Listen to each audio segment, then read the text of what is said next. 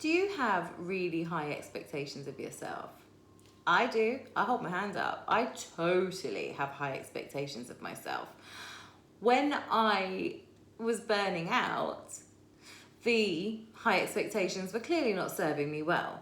I still have high expectations now, but obviously I'm in a place now where I can manage those expectations better. And the best way that I've found has been through how I communicate with other people. I've learned that generally I have high expectations of other people. Now I'm going to use an example of my personal life. So if I take my lovely husband, who is very well meaning, but when it comes to the housework, it's painful. It's so painful. And for years, I wasn't able to get him to do the housework. I mean, he would do it, but he would do it in his own time. Like, he would take a whole day off and then spend a whole day, like, cleaning the bathroom. And it's like, why are you wasting your whole day cleaning the bathroom? Just do it when you come home on a Tuesday. Turns out that's not him. That's not how he works. He works in this different way. And I would fight with him over this for years because I was just like, well, if it's dirty, just clean it now. If it's messy, tidy it up now. And it just didn't work. And the reason why it didn't work was because I wasn't, one, listening to him, and two, I wasn't communicating well. And this is really key here. So if you're in that sort of similar situation where you have high expectations of yourself, which is great because you get on with life, you do things, you achieve things, you hit your goals, you do well, great for you, so long as you're not burning out, pro.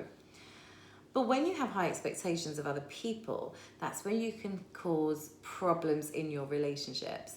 So when you've got a partner, for instance, and you are looking after a home together, the single most effective tip I can give you is to communicate very clearly. If you want something done, so say you want the bins out, say when you want them out. Darling, please can you put the bins out tonight? Be specific. If you leave it open to interpretation, you're just literally saying, can you put the bins out? Well, yes, I can.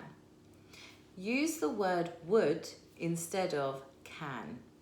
Babe, would you be able to put the bins out? Sounds different, falls different, you get less resistance, and you know what? They'll probably bloody well do it.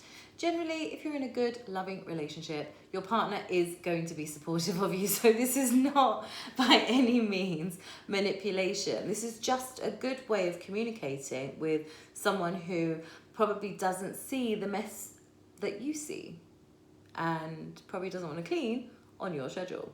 But this is a way of getting them to clean on your schedule without... I realise that I really sound manipulating, but it's not. It's just a way of communicating, I promise you. It's a really good way. I've got client examples who've done this and it works, and I do it myself. So I promise you this works. If you don't learn to communicate well with your partner, you're going to get really stressed out. And that's stress. And I know what you're going to say. I know what you're going to say. He's a grown man. Why can't he see that the dishes need washing? Why can't he see that the fridge is empty? I hear you, sis. I hear you loud and clear. The problem is, because you have high expectations, because you run your home a certain way, you've set the bar.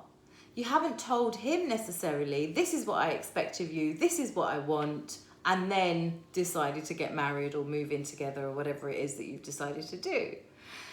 So it's really important to just take that little step back, push the ego aside, and just accept that he or she is a different person and the way they do things is different. But if you want something done, the best way of getting the outcome that you want, which is essentially a clean and tidy home, is to communicate more effectively in a way that they will be more receptive to it. Let me know how you get on.